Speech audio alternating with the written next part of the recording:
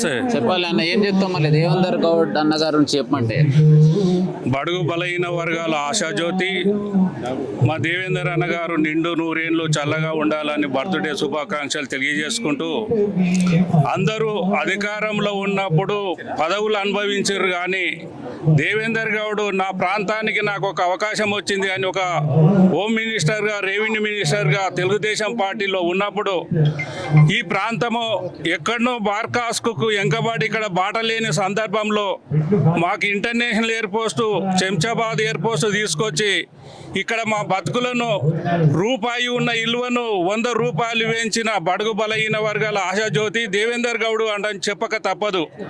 అందుగురించే వాళ్ళ కుటుంబం కానీ ఆయన కానీ నిండు నూరేళ్ళుండి ఇంకా ఆయన కొడుకులు ఇంకెన్నో పదవులు అనుభవించాలంటని చెప్పి